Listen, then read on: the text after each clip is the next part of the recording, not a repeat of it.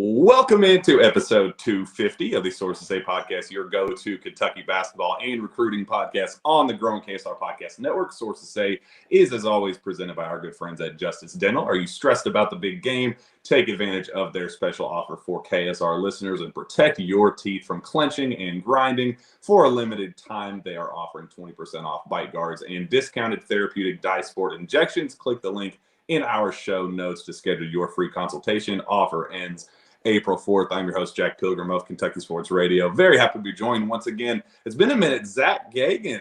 Appreciate you coming on with us once again. The Triple G's. What's going on, buddy? The Triple G's? Yeah. Did you say episode 250?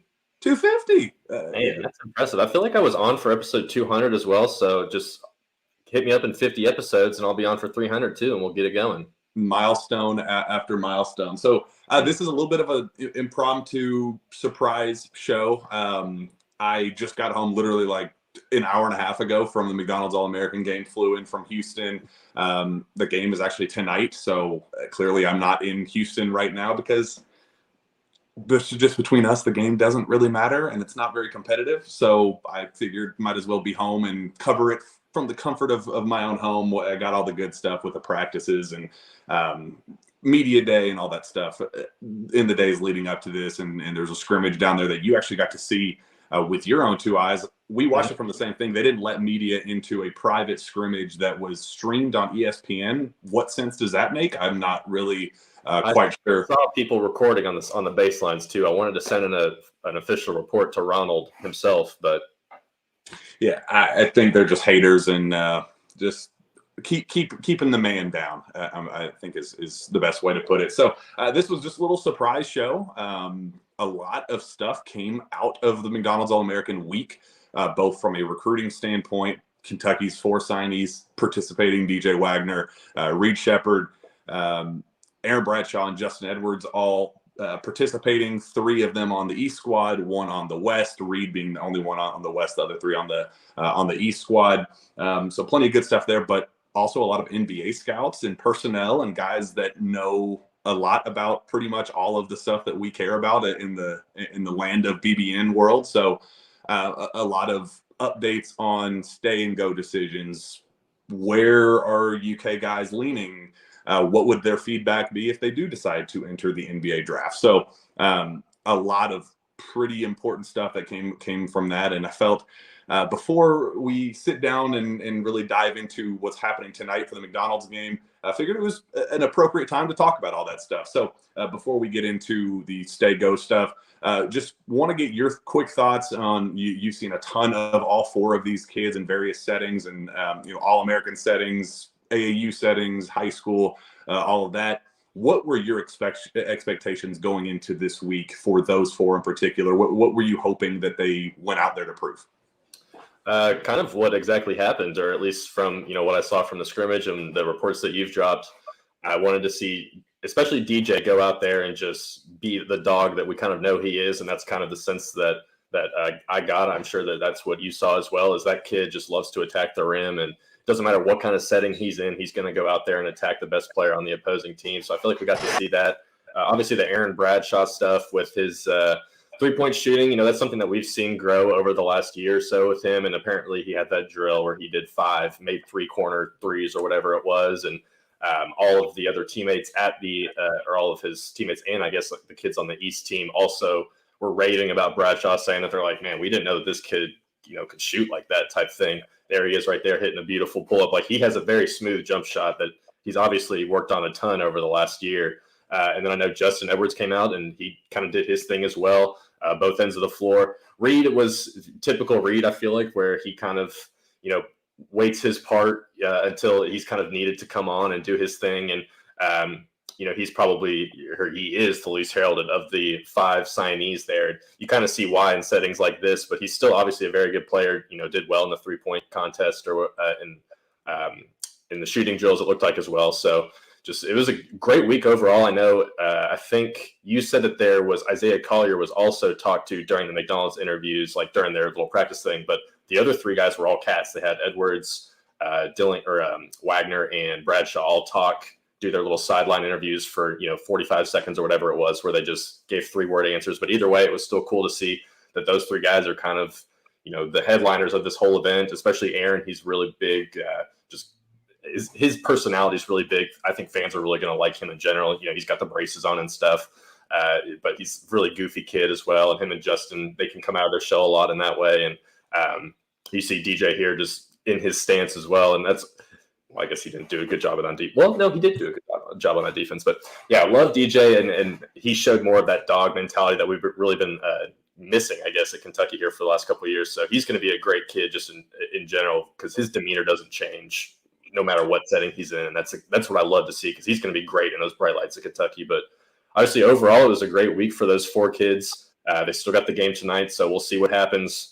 Like you said, it doesn't really matter, I guess. That scrimmage, I feel like, and the behind-the-scenes scrimmages are the stuff where you probably actually learn, what these kids are actually like going up against guys their caliber of talent. So, overall, not a bad week for our four McDonald's boys, our burger boys down there. Yeah, and I think if you're looking for – there's good news and bad news. The bad news, I guess, we'll start is it's – really not a great crop of talent overall.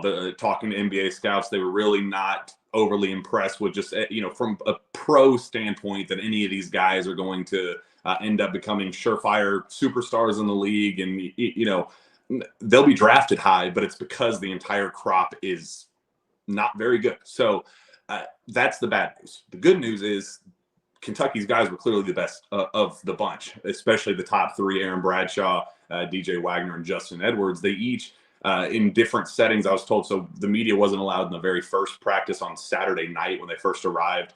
But talking to NBA scouts, they said Justin Edwards was by far the best player on the floor, showed, his two-way versatility and the things that he does really well on both ends of the floor. He did it kind of set the tone to open the camp, which was always a great thing to hear. The next day, DJ Wagner, unbelievable, just alpha dog. I think that's what this past team was missing. I don't think that the team had a guy that walked onto the floor and said, all right, this is my show. I'm setting the tone here.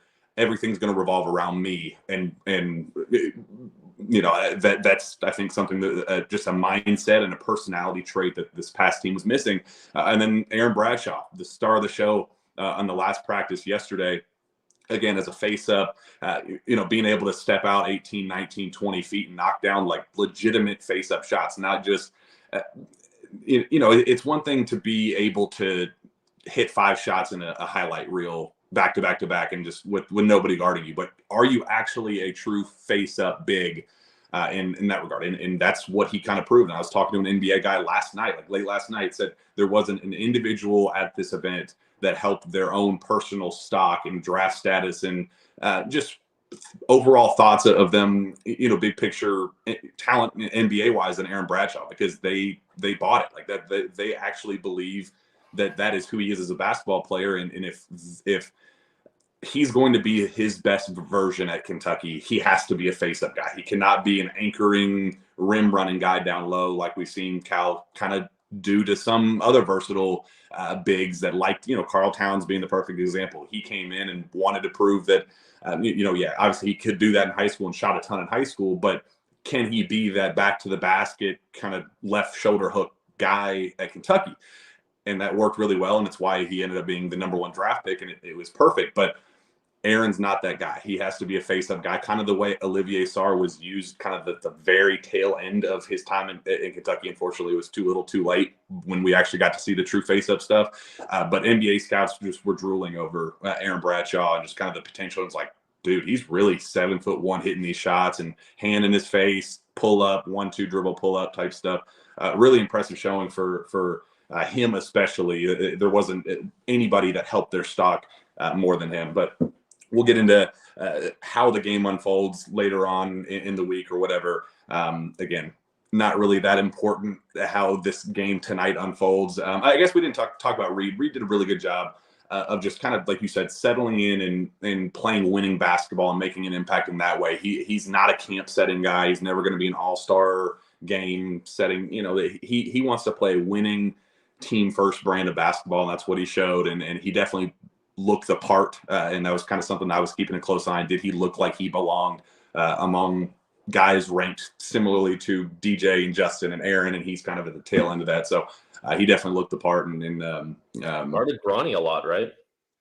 guarded Bronny, but also played with Bronny in a lot of the 4-on-4 and 5-on-5 stuff. And weirdly enough, they looked really good together. They kind of played off of one another, built a lot of chemistry there. And I know there's some Kentucky like, oh, maybe that means that. I don't think that's going to happen, but it was still cool to see that the guy that everybody had their eyes on, Bronny James, was the most polarizing kid at the event.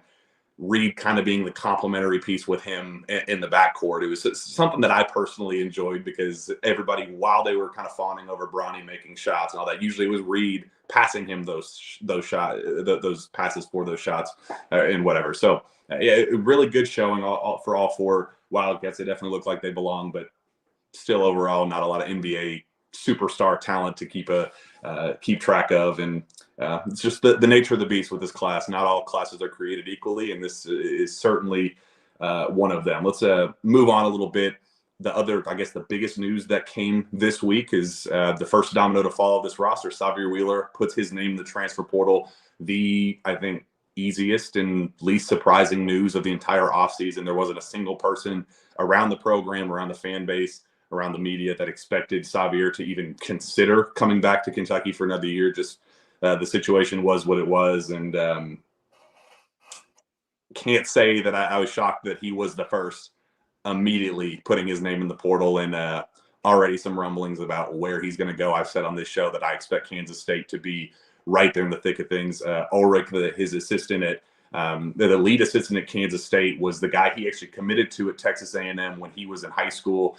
Guy he has a great relationship with, and Ulrich is a big fan of Sahvir Wheeler's game. And Marquise Noel is now expected to be back at Kansas State, and I think they kind of envision a similar rehashing of that. I think they're going to be disappointed just knowing who Marquise Noel was, and it's nothing against Sahvir, but just how good Marquise Noel is.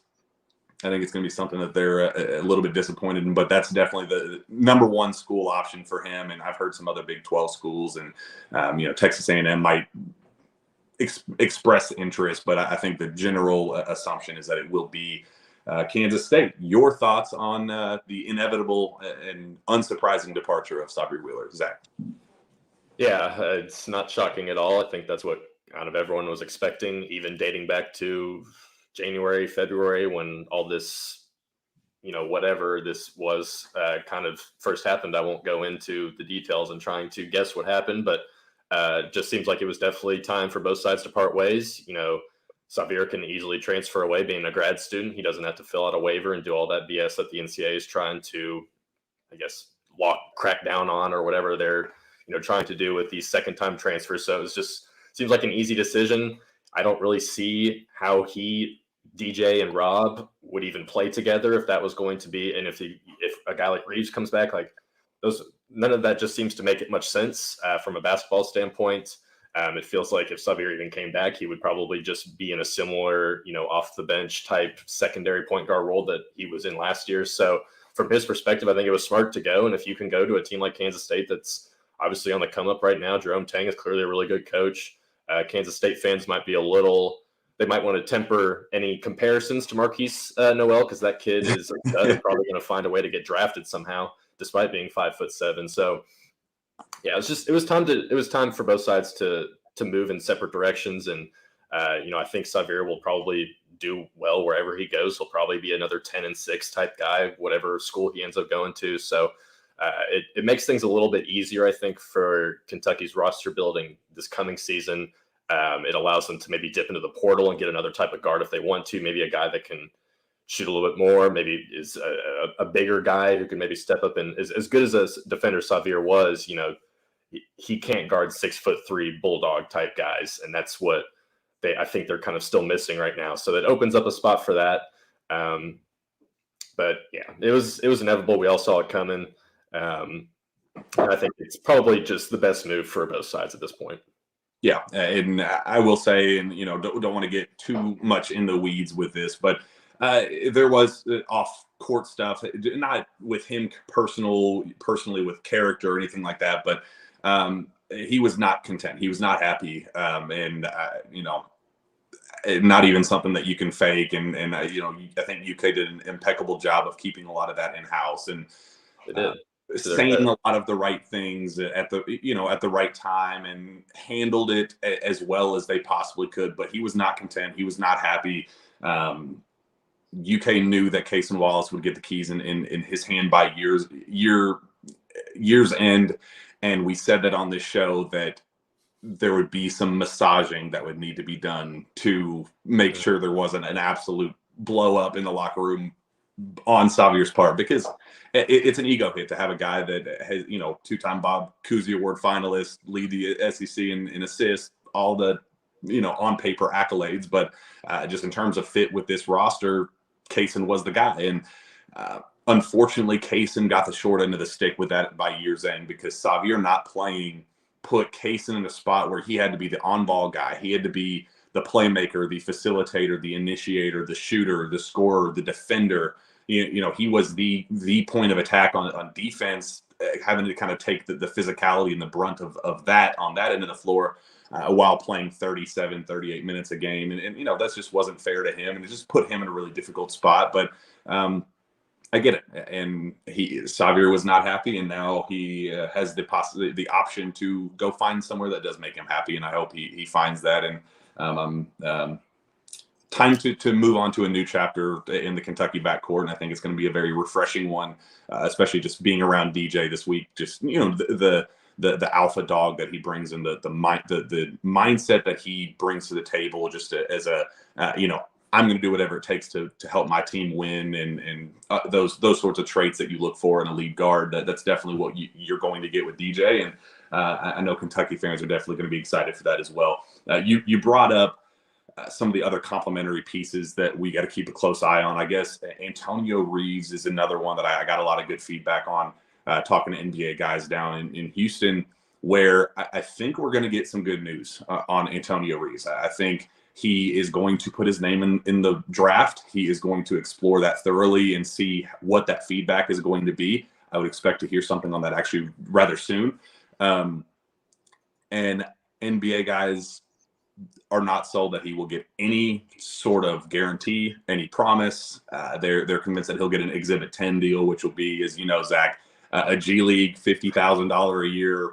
Take that NIL money, baby. Here goes nothing. I was told that he's making six figures at Kentucky this past year. He wasn't even the face of the program this season. He was still making six figures. So NBA guys were like, dude, he ain't touching six figures in year one, especially in the G League.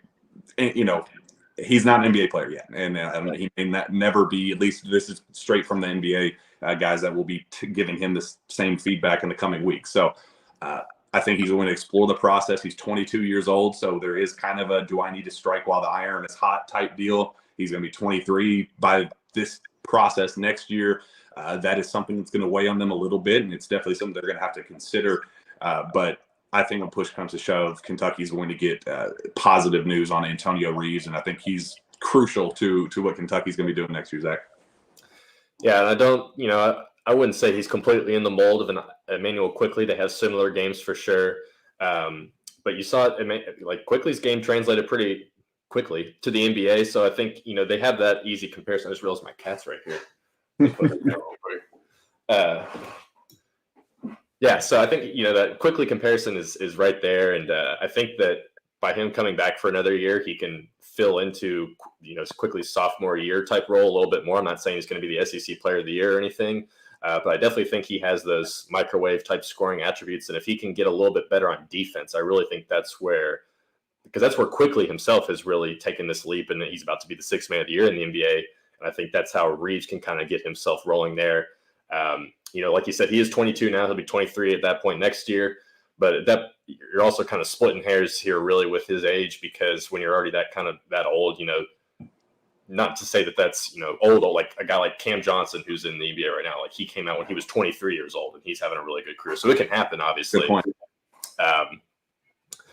But he's going to have to improve just a little bit more. Like he's got to become a better passer. Like he doesn't have any sort of playmaking skills that the NBA guys are looking for. And I think he can generate a little bit more of that next year, especially playing alongside just more floor spacing type guys, especially if Aaron's out there taking more shots. I think it'll open up the lane for him even more, for quickly, Reeves even more. So Quickly's back. It'd be nice, right? Yeah, but he should be a senior, right, or something like that. He would be a senior this year. But yeah, so I think Reeves will definitely, if that's the route that he chooses, I think he'll definitely test the draft waters, because at this point it's kind of dumb not to. Like we saw, I think Jacob did it last year. Who else did it last year? A couple guys did it. And obviously just came right back and they didn't hear what they want. And I don't think there's a situation where Reeves gets some sort of late first round lock like Quickly kind of did, like under the table there. So bring him back for another year, make him kind of the centerpiece, not necessarily the centerpiece, but maybe the complementary piece next to a guy like DJ in the backcourt, and just let those two guys go and score. And I think that you've got a really formidable backcourt there that can make some noise. A guy that I obviously did not hear as much positive news on. I talked about it on the AS board and wrote a little bit about it on the website. But Chris Livingston believes that he is a first-round pick, and the people around him believe he's going to be a first-round pick. The Clutch pull is a significant one. I talked to some people around Clutch down in Houston, and it's not about Clutch pushing for Chris to go pro. It's that they know that Chris wants to go pro, and the people around Chris want him to go pro, and they're trying to do what's best for their client. And they know that they have the pull more than anybody else out there. The LeBron pull, the Rich Paul pull. They genuinely think that they will be able to talk some contender into taking Chris into the first. Do I agree that he's a first round pick? Wholeheartedly not. Bronny James is about to be a lottery pick. I completely disagree. What was that? It's a different situation than Bronny, but you know what I'm saying. The Clutch connection there. I could easily see Clutch finding a way to get like I don't want to go back to the Quickly comparison again, but he was a late second round projected guy, and it was a shock to everyone when he went late in the first round. So, it's not to say it can't happen, but Quickly was also the SEC Player of the Year. Chris Livingston averaged 20 points or 20 minutes a game. So major difference there.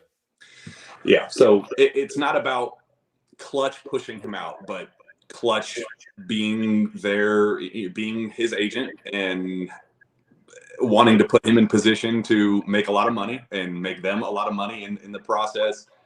If they can get him a first round guarantee this year, he's gone. I mean, it's not even a question.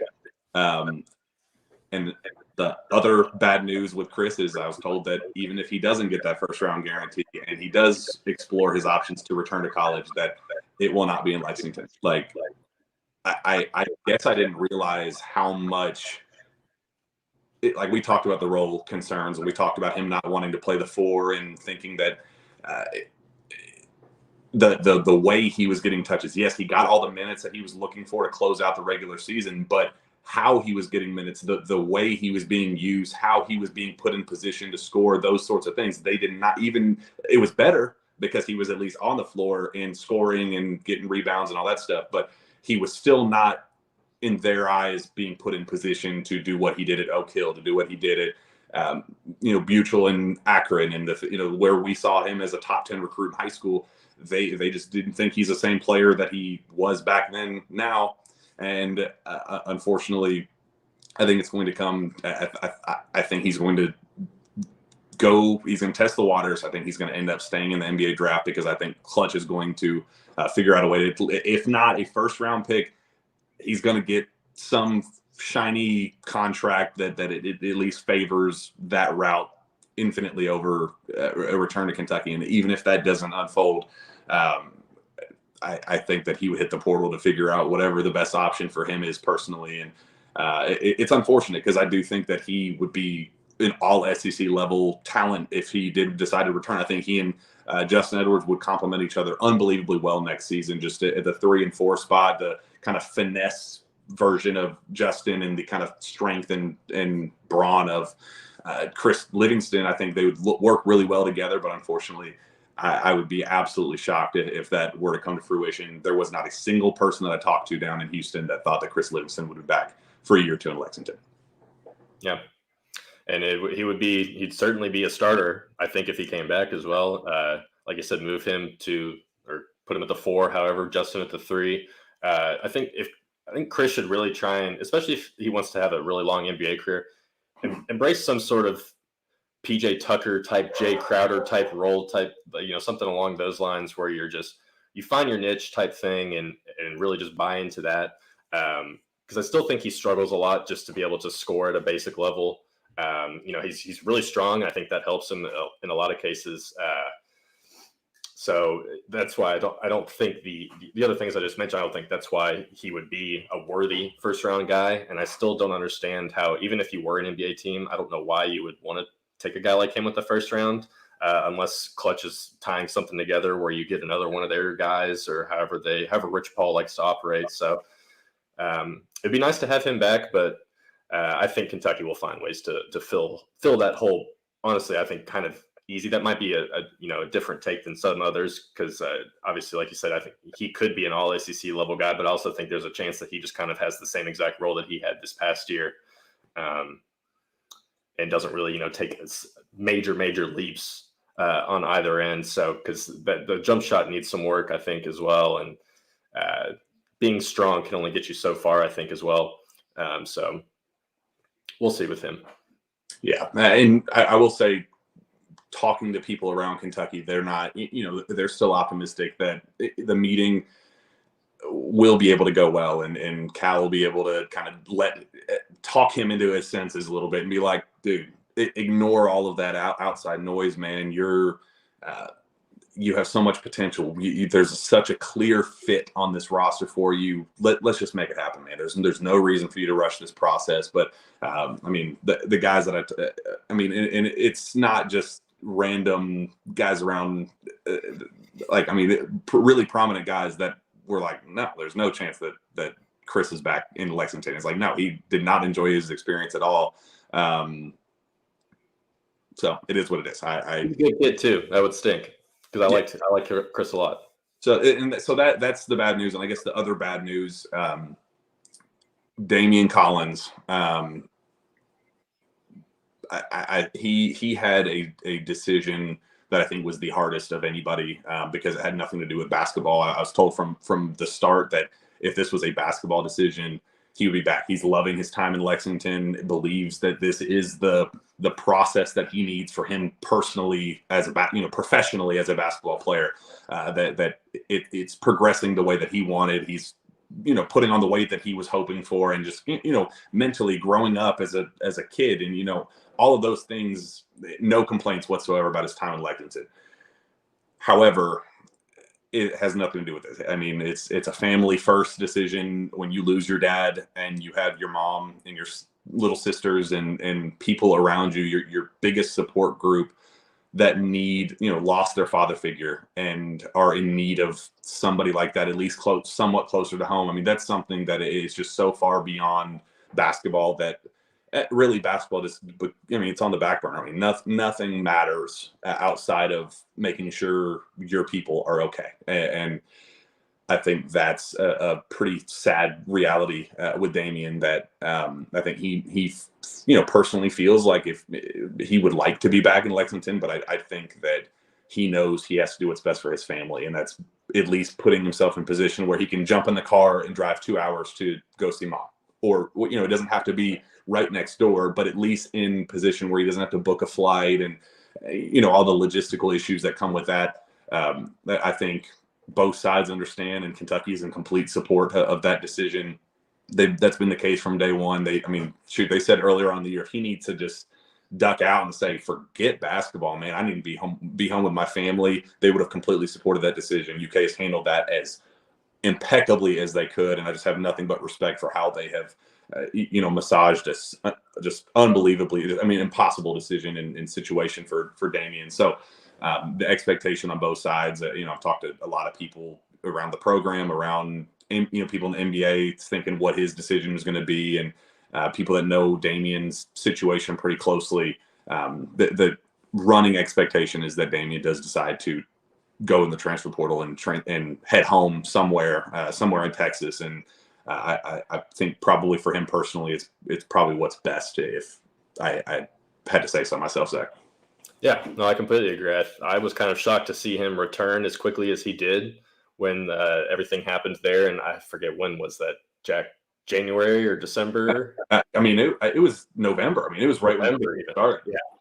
So a long time ago, it feels like at this point. I mean, I guess it's really not that long, but Damien's not the only person that lost his dad. The whole family lost Ben Mm-hmm. Collins. So you have to think about it that way. Like you said, he's got other family members that, they need a guy like Damien to maybe not need him to be around, but it's going to make things a lot easier for everyone if he's there and, can be in support of everyone. And there's a lot of really good schools in Texas right now that could use, you're never going to turn down a guy like a 6'9" pogo stick like Damian Collins, who's had 2 years at Kentucky to learn how to play in like a high profile type system like that. So he's a guy. He could probably have his pick of any type of school that he wants to go to down there in Texas if that's the route he decides to take. So, and as far as what his role would be next year if he did come back to Kentucky, it's kind of hard to say too because Aaron Bradshaw and him kind of have a similar sort of they're not one to one like that, but they're pretty similar in the way that Cal would like to use them. And we saw Damien try and do the face up jumpers and step out like that's kind of the stuff that Aaron's going to be doing too. So it'd be nice to have both of them, I guess. But if you want to really try and I guess what's the word I'm looking at? If you want to try and just heighten the ceiling of the team, it's probably best to have one guy that you just can kind of roll with. And I don't know if Damien was a 5-star recruit, and I don't know if he would be getting 25 minutes a game next year as well. I feel like that's probably also in his mind too. He still has a lot of basketball to think of, and he still has NBA potential. So going to a place like a Texas or a Houston or whatever sort of other Texas Tech, any sort of those schools down there would allow him to get a 25-minute per game type run and really showcase what we all kind of thought he might be when he first got here. Yeah, it's really unfortunate, and I do think that there will be a lot of interest for him. Just throwing not even specific schools because obviously the process hasn't started yet, but an SMU would make a ton of sense, or a Houston, or a Baylor. I'm curious, just real quick, would you prefer him at an SMU or UT Arlington with KT Turner? I don't think that would happen, but kind of just a step down where he could be a superstar, or a Baylor or a Houston where he's playing on a contender where they're at least going to be a 1, 2, 3, 4 seed, something like that, and closer to home, and he could potentially take a huge jump. I'm curious your thoughts on that. Yeah, I don't know if he's capable of being like a superstar type guy. I think he's got a lot of like really good capable skills, and he was obviously a star at Atlanta High School there in Texas, but that was a town of like 300 kids. He wasn't exactly going up against the best of the best. And even if he is on some lower tier type D1 team, I'm not sure that he could be a guy that's, putting up 15 and 10 and 3 blocks or something every night. We never really saw it at Kentucky, so I guess he certainly could do that. But I think he'd be better suited playing in a system where they can just use all of his positives, everything that he does good, and just fill him into that, make him a rim runner guy who sits back and blocks shots and maybe steps out and hits some shots if you need to, put him in the pick and roll a lot. So I think he'll be better suited if he's alongside just a really good distributing point guard who can make sure to get him involved. And I don't like, we saw what he could do, in the Bahamas and stuff like that, but I don't know if that sort of player, superstar type guy really exists in him right now. And that's just where he's at with his talent. I think he's obviously a very good player, and I'd love to see him back at Kentucky, but there comes to a point where, he's not going to be, if he did go to like a UT Arlington, he could be great, but I don't think that team would win many games, So it's a matter of, do you want to, try and compete too and actually try and win something, which I think that's probably what he would like to do as well. He's still a competitor, and as quiet as he is, like, he likes to win. So I think him going to still a really good, like a Baylor or even SMU is still kind of a, upper echelon type non-powered 5 school. So I could see him going there and still being like the second or third best guy there and doing really, really well. Yeah, I thought that too. If you lose Damien, man, Ugonna Onyenso's decision, almost boils down to maybe the biggest on the team, unfortunately. As Sean Smith is joining, and I was not expecting to get a surprise appearance. Ugo's decision is super important. Really, one that I think Kentucky has to do whatever it takes to get him back. I was told on Kentucky's side that they think that they're going to do whatever it takes to make that happen, and they're very confident. But on the other side, I was told that what Ugo wants and what he says and all that isn't is relevant. Like, Ugo will not be making the decision for himself, unfortunately. So it's a really crappy situation. We saw Oscar Sheboy go through a similar situation in high school. And I mean, when you have people in your life that kind of control your basketball decisions and what you do and where you live and things like that, it creates a really uncomfortable reality that unfortunately Ugo is dealing with. The exact quote I got was, Ugo doesn't know what Ugo is going to do. That's really slimy. It's really crappy that a really good kid is unfortunately kind of thrown in the middle of that dynamic. And it is what it is. I hope Kentucky's able to do what it takes. And I'm not even saying that it's a done deal that he's going to hit the portal and leave, but I'm just saying it's not the headline breaking news, Ugonna Onyenso is coming back for another year at Kentucky. That's just not the reality of the situation. I hope Kentucky does whatever it takes to get him back, because he's going to be a hell of a basketball player. Sean, get your thoughts on that. And this is surprise appearance. Didn't even know you were coming. I appreciate you jumping on with us, but the importance of Ugo returning. Yeah, I didn't even walk in my house. I was like, I don't want to waste any time getting the MacBook charged. I said, I'm just going to join over the phone. So sorry for getting in here late, but I think he's one of those guys that Kentucky took, and you thought project piece, right? Like you're thinking, okay, you have him come to the program for a year. He learns, he develops, and then he moves into a role in a second year. And that's still the hope today, right? And he got some minutes early in the season. He played big and key minutes in Kentucky's win against Michigan, and then you kind of don't see him much the rest of the year. So I think it would be a thing for the program that you don't want to see happen, just because you take a guy like that and you're talking long-term development and upside and potential. And I think that's what you want to see play out. That when a guy like that comes to Kentucky with the mindset that it could be a long-term piece in development, you want to see it stick out. But I don't know. Like you said, there's other factors at play here. I mean, Ugo in the NCAA tournament, in that locker room, you can tell in his mind, he wants to be at Kentucky. But like, as you say, there's other people and there's other factors playing into this. But I just think for Cal and the things, the way things have gone, you bring Shaden in and you say he's going to sit and he's going to learn, and then he's going to play the next season. And then the fans are told that Ugo's going to do the same thing. And then you get to a situation where you might lose him too. You're starting to kind of see, like, how does this situation ever work out for Kentucky? Oh, that's a tough one. And if Ugo does leave, then I mean, you gotta make a statement in the portal. I mean, you have no choice but to do that. There's a lot of talk about Kellel Ware at Oregon, who's a 5-star McDonald's All-American.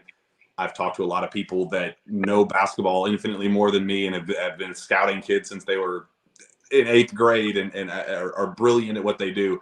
And they say Kellel Ware is the guy that you have to get. I've been told that he doesn't love basketball, which is kind of difficult for a guy that plays basketball, but not one of those guys that are just, obsessed with it and live, eat, sleep, and dream it. That doesn't mean you can't be good about it. Andrew Wiggins is in the NBA right now and is not a dude that absolutely loves basketball. There are guys that are still very, very good at what they do and are not just obsessed with it. So that's a name. The initial list of schools that came out, Kentucky was not on them.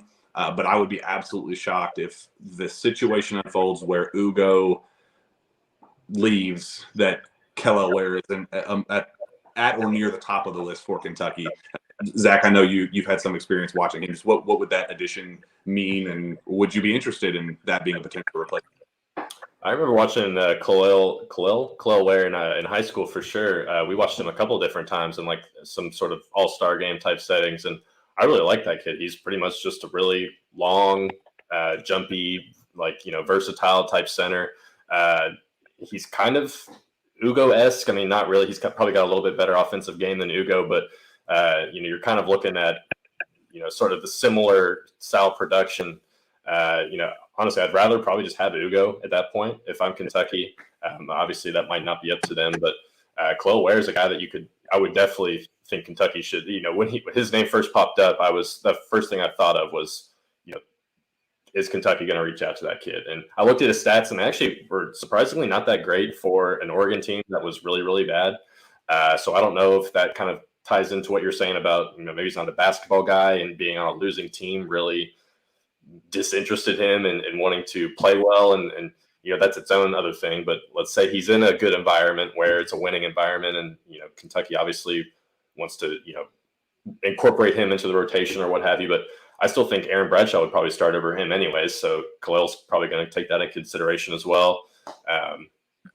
But yeah. Well, Aaron Bradshaw's playing the 3, so you got to figure out who's going to play the 5. Ugo, Khalil Ware, and Aaron Bradshaw in your front court.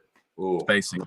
Ooh. I don't know how you score over that. I mean, now I don't know how you score on offense, but. And I'm with Zach on his stats. They're not that great, but I think some of his better games came against some of the better competition on their schedule. I don't remember the exact numbers, but I think he played well against UConn. Didn't they play UConn? I'm not for sure. Maybe Wisconsin. He had a good game, maybe. Yeah, I know Michigan State. I think they played Michigan State too, and he put up some numbers. I know when you look at some of his highlight tapes, it was in games like that. So there's certainly potential there. And if you're Kentucky and you lose Ugo, though, you've got to hit something big in the portal. And I mean, the portal's got to be a player here. And you just, like, somebody was asking me today, like, try to predict a starting lineup for next year. And I was like, good Lord, I have no idea where to start outside of DJ. And I think I mentioned DJ and Justin and Bradshaw. Those were the 3 that I locked in. I said, I'm not locking anything else at the other 2 because I don't know who's going to be on the roster. And I keep saying that I could see Reed Sheppard with a significant role next year, depending on where they're at in the backcourt and what they do. Like, do they add? I mean, obviously, if Reeves returns, I don't know how deep you all got into stay or go decisions and things like that. But I think from the beginning, we've always thought that Reeves would be one of those guys that was most likely to return, probably the most likely of the group. But if Reeves is on the roster, I'd probably plug him in to a starting role, and then depending on Chris Livingston's decision and what they do there, like I'm assuming that's the spot that's probably the one that's kind of the big iffy right now. With you don't know who you're going to put there is the 4. Yeah, we talked a little bit earlier that I'm hearing that Reeves is likely to return, assuming no NBA team offers him the moon. Which, talking to NBA teams, they will not be. So I think if you get DJ, you get.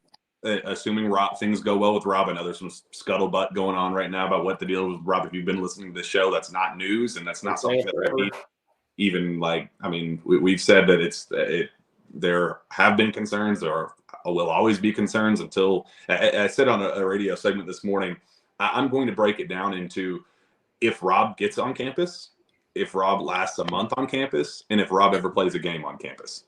Like I mean, it's going to be one of those like. We got to get there once we get there. And I mean, maybe he does. I mean, I'd love it because you guys know I love Rob near and dear to my heart because he is the most entertaining player in this class. And it's not really close, but he can do the things that some of these guards in this tournament that we've watched, right? Like can make a shot that you think like, oh my goodness, where you need offense. And then he hits a shot. Like that's Rob Dillingham. And then he'll take a shot or two where you're ready to pull your hair out. And Cal's or 4 or 5 or 8 or 4 or 5, like it'll just and you're gonna and the people that want Cal to take timeouts, he might take them just to get him the hell out of the game at times. Like that's what he may do. But no, that's where I was coming from with the Reed Sheppard comment. Like I could see Reed's role increasing if something were to go south with Rob, and then Kentucky not go portal, which I think I don't know. Like there's so many things that could play out between now and honestly, like. When it comes to college basketball rosters, especially Kentucky, you're probably going all the way up until June before you really know what a roster looks like, given the NBA draft deadline and everything else and the portal and stuff. Now that we're into the Final Four weekend, the portal is getting hotter and hotter with names going in, and you kind of have an idea of who's going to go and who's going to be available for college basketball a few weeks from now. But Kentucky, the comments that I heard, and I know you were there, Jack, at McDonald's and stuff this week, but the comments from those freshmen kind of give me some hope because they had a swag about them. And I know people yesterday was like, no, we hear this every year that want to win national championship. No, like, I didn't. Like, it was different yesterday. Like when Justin said Cal can get back to playing freshman the way he used to. That was the comment. That's a ballsy ass quote. It is, because that's like, we know what we're coming in to do. Like, we're coming in and we're going to play a ton and we're going to try to do this and get it right. And I mean, you've had guys in that game in the past talk about getting to the NBA. And yesterday it was won a national championship and he can play freshman again. And like, Rob is an asshole, like a good asshole. He's one of those dudes that, like, he'll look at you in your eye and go, I'm going to score on you, and cry about it after the fact. I don't care. DJ, dog. Justin, dog. Like, Reed. We've seen. Reed can talk his stuff. Yeah, he'll look at, he'll kind of have the jolly old smile as he's like kind of talking trash under his breath to the guy. Like, he looks good for the cameras, but like if you actually mic him up, he's like, yeah, I'm gonna score on you again. Beep, beep, beep, beep, beep. Like, he's a dog. Like, this is a group of win at all cost guys that, again, it's a not great class, but they got the it to them, and that's something that this last class was missing. There weren't enough bodies to kind of build a culture of young kind of identities like this upcoming class does. But they may not have the talent of an early John Calipari class, but I think they sure as hell got the mindset. Well, and they do. And this plays into a guy like Antonio Reeves, who I thought this year at Kentucky was called upon to do more than what he probably thought he was going to do. And I think even you and I, and us three, probably thought, like, going into the year, but he became the guy at the end of the year that it was, if he didn't hit shots, Kentucky wasn't winning games. And now he can kind of slide, if he does return, he can slide into a role that's better suited. He doesn't have to be a dog. Next year. You've got dudes that can carry that load and the mentality of it, and then he can do the thing that he does best, right? Shoot the ball, make shots, and everybody can kind of carve out their roles as planned. I mean, it's a roster that, if it all comes together, like, I think that there's reason to be optimistic about what Kentucky can be next year, but I think there's also a couple of things that need to play out for you to be not so optimistic. Like, it's kind of a waiting period right now where you're hopeful, but you're not too much invested into it yet because you want to see what it looks like. And somebody asked me today where I would put Kentucky, like, in preseason rankings, and I was like, I have no idea. Like, I want to wait and see what rosters look like. I still think they're going to be in the top 10, given off the talent that they have coming in.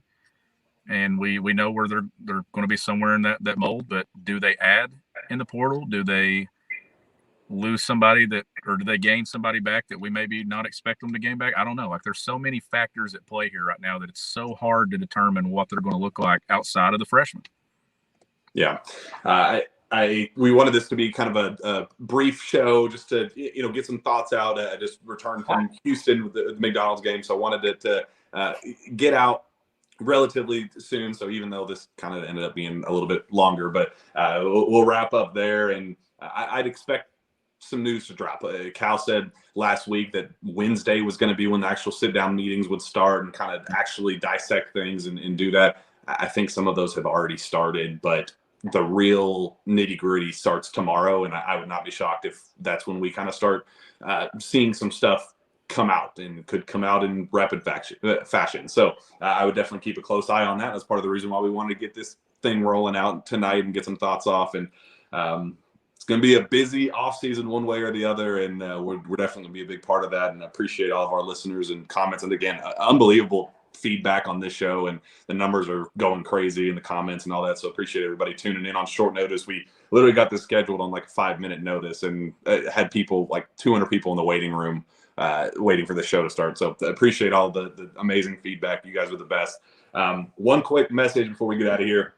Source Say Podcast is brought to you by Andy Ludicky and MyPerfectFranchise.net, a franchise consulting company that helps others find franchises that will help that will fit their needs, skill sets, investment requirements, and time commitment constraints. Andy is super nice, great to chat with. Big college sports fan, by the way, and we are very excited to partner with him this year. Andy is an experienced entrepreneur and has been helping others go through the same process that changed his life 10 plus years ago. If you're wanting to find a way out of corporate America or a way to diversify, please reach out to Andy, as he's got a ton of knowledge in this world. And best of all, his services are 100% free to you always. Nothing ventured, nothing gained. You can learn more and contact Andy anytime at www.myperfectfranchise.net. Let's get out of here. Zach, where can fans find your work? You can find me, as always, at a great website called Kentucky Sports Radio, or hop on the KS board. We're always in there chit-chatting as well. You can find me on Twitter at ZGagan, Gagan is GeoGheGegan. Jack, you know what it is? The Triple G's. Sean Smith, where can fans find you? You can find my work at gobigbluecountry.com, and you can follow me on Twitter at GBBCountry. Find me on Twitter as well, at Jack Pilgrim KSR. Reach out to me via email, jpilgrim@KentuckySportsRadio.com. As Zach said, hit that KS board. We're putting all of the good stuff out there. Sign up for KSR Plus. You're not going to get better content than what we're putting out over there. We're having a great time with it, and appreciate all the early feedback. People are subscribing at a crazy rate. They're subscribing here on the YouTube page. It's blowing up across the board, so appreciate all of the awesome feedback. You guys are the best. We'll be back next time for the Jam Pack Sources Say podcast. We will see you then.